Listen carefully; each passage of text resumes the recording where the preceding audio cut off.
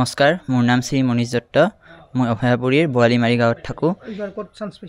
হয়, এই বৰ্ষত হৈ যোৱা NEET 2024 এক্সামত মই 720ৰ ভিতৰত 518 নম্বৰ পাই কোকৰাঝাৰ স্থিত কোকৰাঝাৰ মেডিকেল কলেজত আসন পাবলৈ সক্ষম হৈছোঁ। তুমি কেনেদৰে অধ্যয়ন কৰিছিলা? মই নিতৌ 8ৰ পৰা 9 ঘণ্টালৈ তেনেকৈ পঢ়িছিলোঁ আৰু মোৰ এই NEET জাৰ্ণিটোক আগবঢ়াই লৈ যাবলৈ যোৱা বৰ্ষতে মই বঙাইগাঁৱত স্থিত কোৱাণ্টাম লেব কোচিং ইনষ্টিটিউটত অধ্যয়ন কৰিছিলোঁ আৰু তাত যিখিনি মেটেৰিয়েলছ প্ৰভাইড কৰিছিল সেইখিনি ভালকৈ সলভ কৰিছিলোঁ আৰু যিখিনি মক টেষ্ট পাতিছিল সেইখিনি ভালকৈ এনালাইচিছ কৰিছিলোঁ।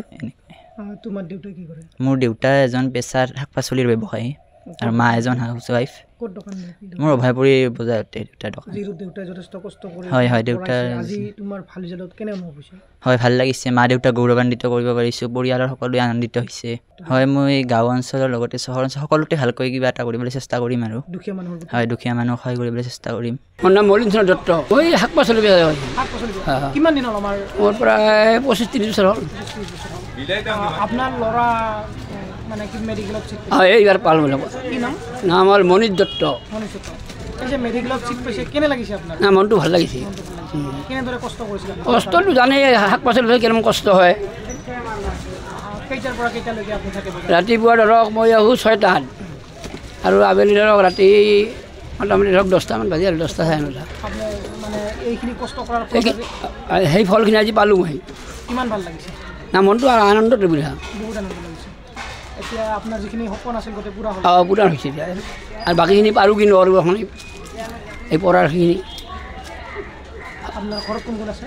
ঘৰত নাই, মোৰ মা আছে, মা নাই, আমি 3জনে খালি, ল'ৰা মই তিনিজনে। মোৰ বিৰাটেই ভাল লাগিছে। মই যিখিনি অনুভৱ কৰিছিলোঁ সেইখিনি ল'ৰাটোৱে মানে হেৰি কৰিছে, মোৰ মানে মনৰ বাসনা মানে পূৰণ কৰিছে। মানে বহুত আমি কষ্টৰ মাজতে মানে এইখিনি কৰিছোঁ।